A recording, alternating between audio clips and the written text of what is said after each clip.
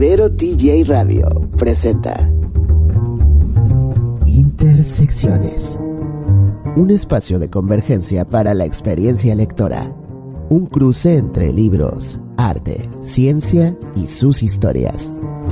Conduce Mónica Morales. Intersecciones.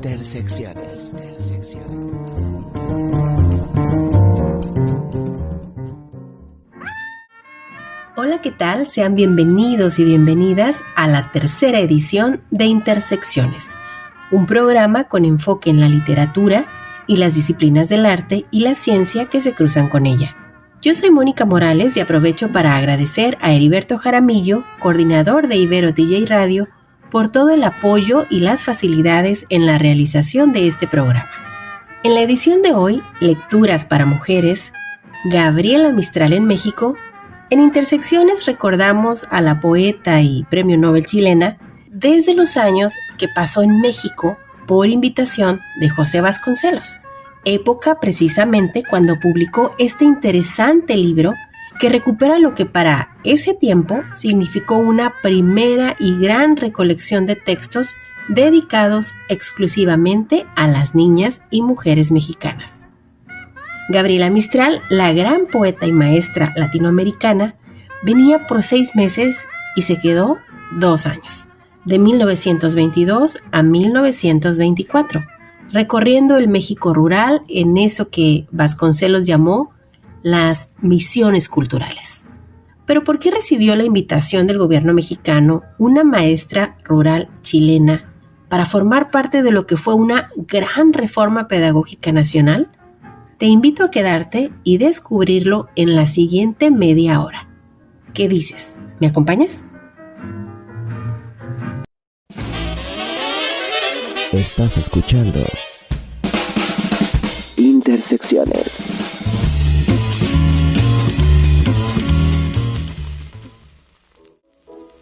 Estás escuchando Intersecciones y hoy platicamos sobre el libro Lecturas para Mujeres que Gabriela Mistral publicara en 1923 durante su estancia en México. Para empezar, te cuento brevemente quién fue la Nobel chilena.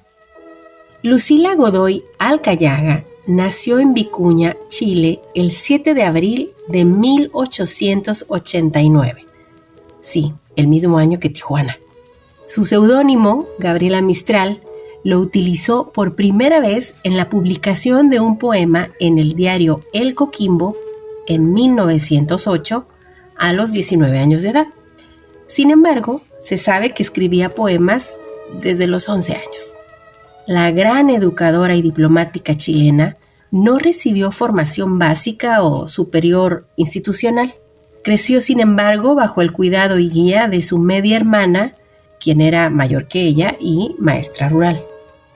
Podemos, pues, intuir en Gabriela Mistral una mente brillante y una voluntad férrea, así como una tremenda pasión por la educación, la propia y de sus alumnos.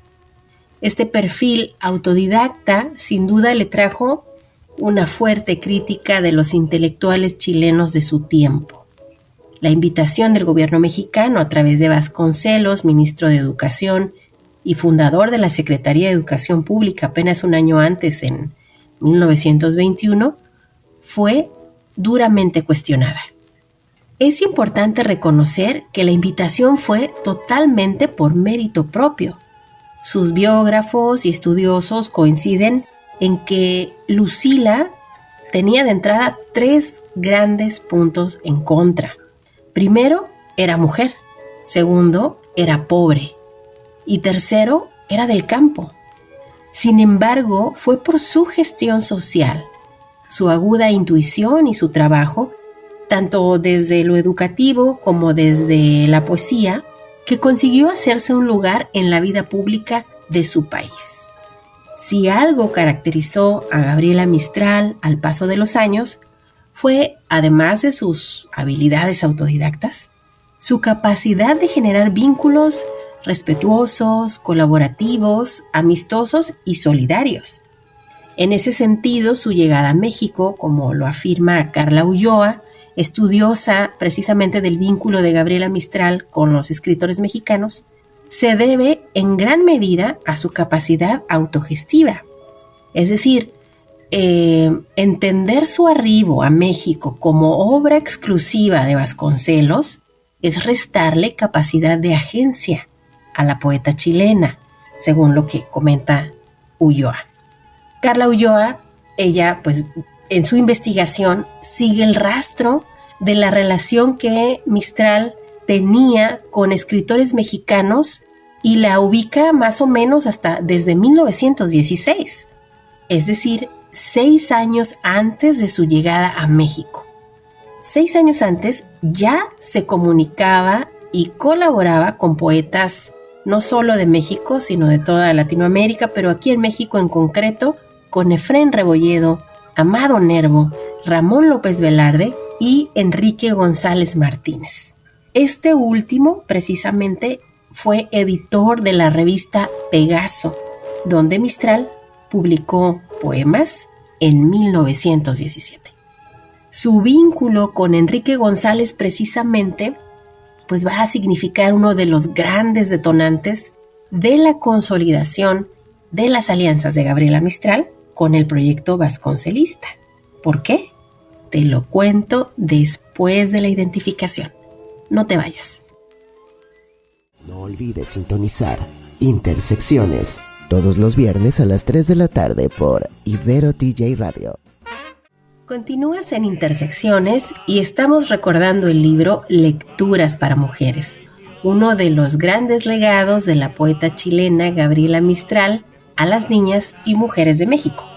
Justo antes del corte comentábamos respecto al vínculo que estableció Gabriela Mistral con poetas mexicanos antes de su primera visita a nuestro país en 1922. Decíamos que fue Enrique González, por cierto, médico, poeta y diplomático, y editor de la revista Pegaso, donde Gabriela Mistral publicara sus primeros poemas en este país. Y bueno, Enrique González fue quien se va a volver como este eslabón fundamental para la conexión de la poeta chilena con el proyecto cultural y educativo de Vasconcelos.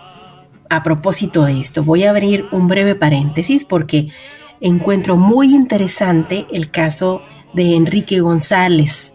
Te decía, bueno, este jalisciense fue médico, pero pues se destacó, digamos, en la historia nacional por su labor poética, editorial y finalmente como miembro del cuerpo diplomático, pues de ese México que trémulo salía de años de revolución o revoluciones.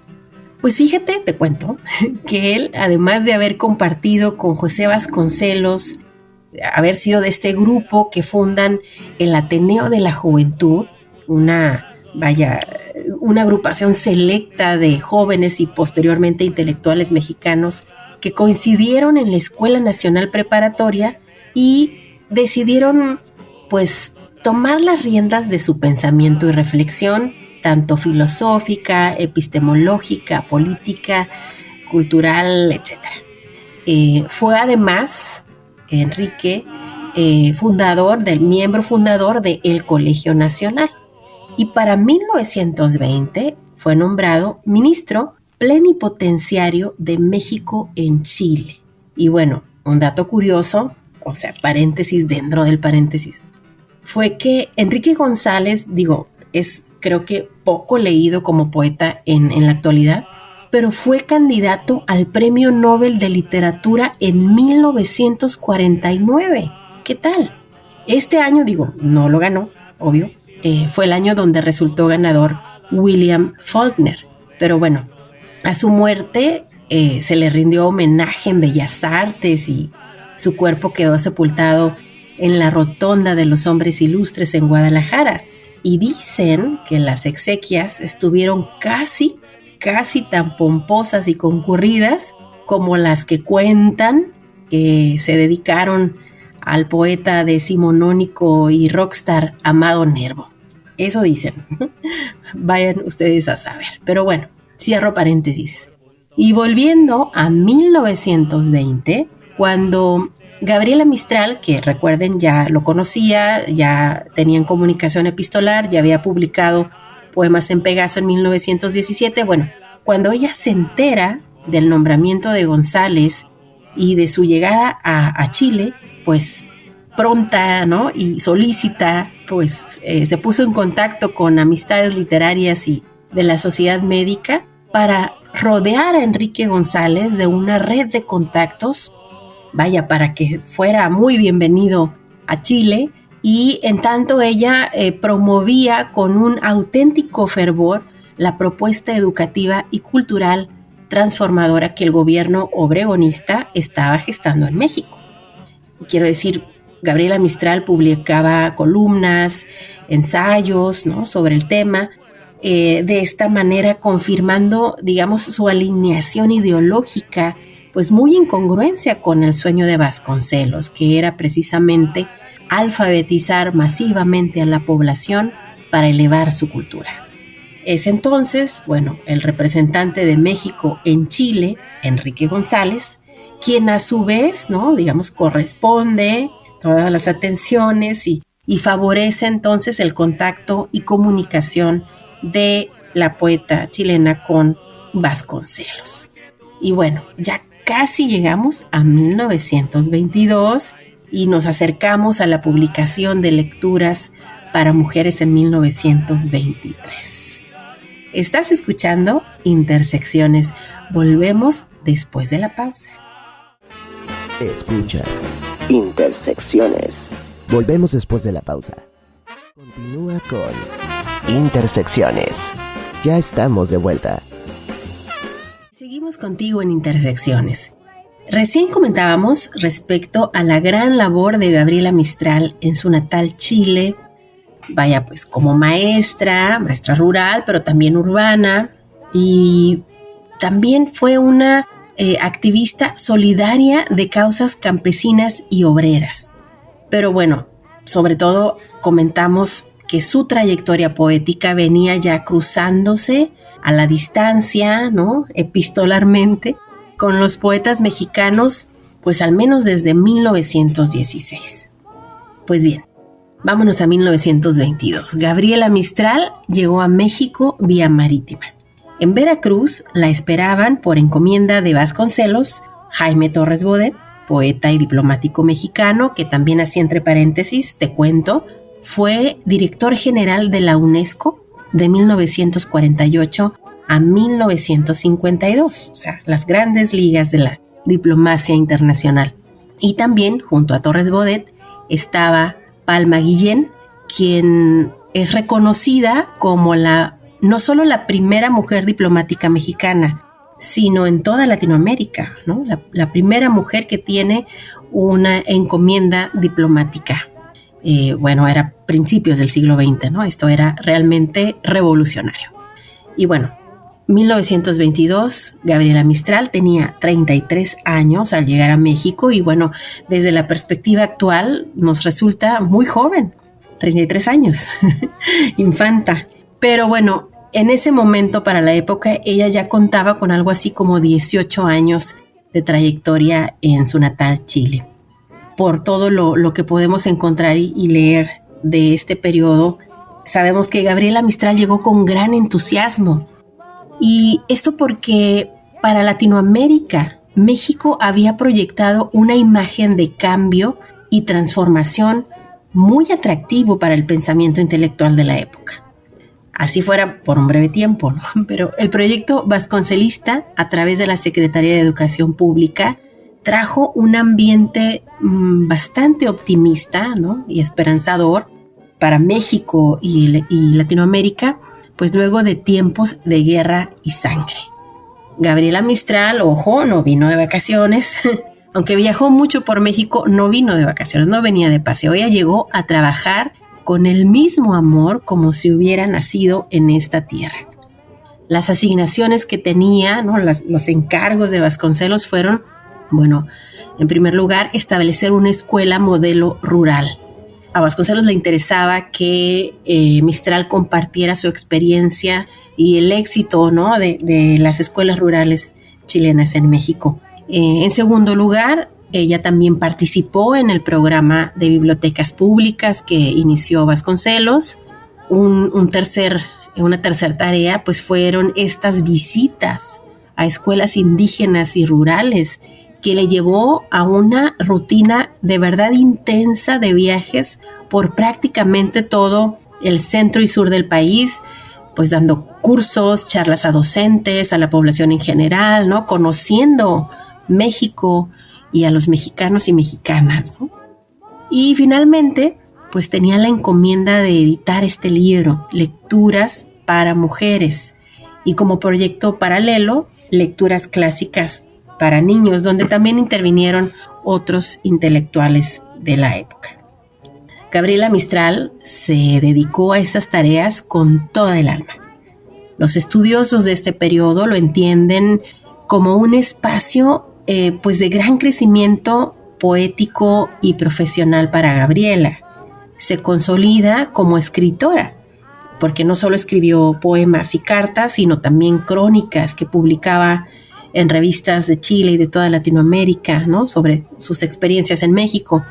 Sus estudiosos reconocen en este periodo de Gabriela Mistral en México como el momento en que Gabriela Mistral encuentra la posibilidad de su habitación propia, recordando el ensayo de Virginia Woolf.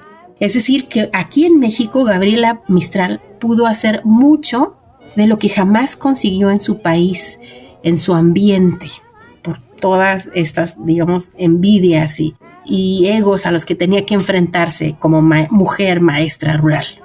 Pero bueno, tenía el respaldo y confianza absolutas de José Vasconcelos, lo cual tristemente también le trajo momentos incómodos acá por las envidias que desató entre los mexicanos de la época, ¿no? Que se sintieron pues ofendidos por el hecho de que primero una extranjera y segundo una mujer viniera a decirles cómo hacer las cosas, ¿no? Y con todo el apoyo de Vasconcelos. Y bueno, la gota que derramó el vaso fue cuando José Vasconcelos, además de establecer una escuela con el nombre así, Gabriela Mistral, le mandara hacer una estatua. Eso fue, ¿no?, el caos total.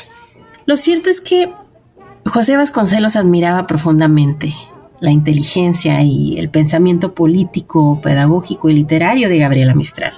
La comunicación epistolar entre ambos, que podemos recuperar actualmente, da cuenta de ello, así como de una amistad y cariño auténticos que lamentablemente no supieron entender los contemporáneos en ese momento.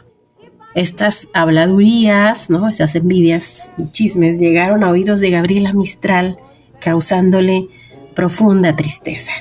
A ella, que había trabajado con tanto amor y dedicación por los niños y las niñas de México. Pero bueno, ella lo hacía porque compartía con Vasconcelos, además de la raíz bolivariana e iberoamericanista de su pensamiento, pues la convicción de que la lectura era una forma de elevarse y redimirse.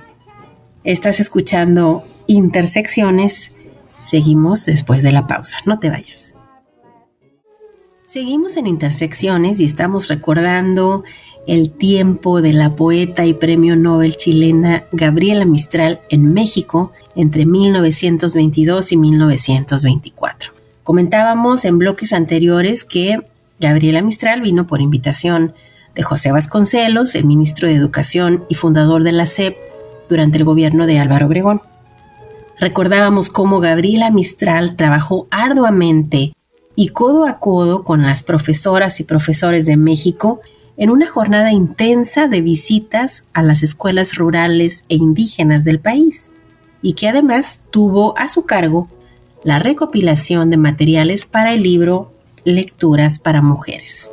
Bien, ¿cuál fue el aporte de este libro? ¿O en dónde radica su importancia? Lecturas para Mujeres, a la luz de hoy, en pleno siglo XXI, con prácticamente 100 años de distancia de su publicación, valga decir, puede resultarnos un libro conservador, muy conservador. ¿Por qué lo digo? Porque tiene como base la convicción de la época respecto al rol tradicional de la mujer que entiende como su fin último y mayor la maternidad. La misma Gabriela Mistral así lo afirma, y la cito: para mí, la forma de patriotismo femenino es la maternidad perfecta. Así lo dice Gabriela Mistral en la presentación que hace de este libro. Y bueno, en ese entendimiento fue que estructuró sus contenidos. Se trata de una recopilación de textos, poemas, relatos que abordan desde cada capítulo la formación ideal femenina. Temas como el hogar y la maternidad son sus dos primeros apartados, para luego revisar el amor a México y a la América española. Se sigue con el trabajo, los motivos espirituales y la naturaleza, complementando el índice.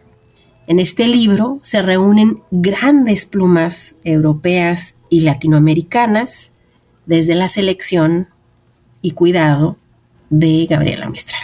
O sea, hay muchos poetas mexicanos, valga decir. Sara Sefovich, quien escribió la introducción a la segunda edición que la SEP publicó en 1987, ojo, más de 60 años después, explica para aportar perspectiva al análisis del libro, bajo la luz de hoy, vaya, que si bien Lecturas para Mujeres responde a la necesidad de ideología de la época, sí tiene por lo menos dos grandes aportaciones que es importante reconocer. Número 1, se vuelve en su momento el primer libro exclusivo para mujeres.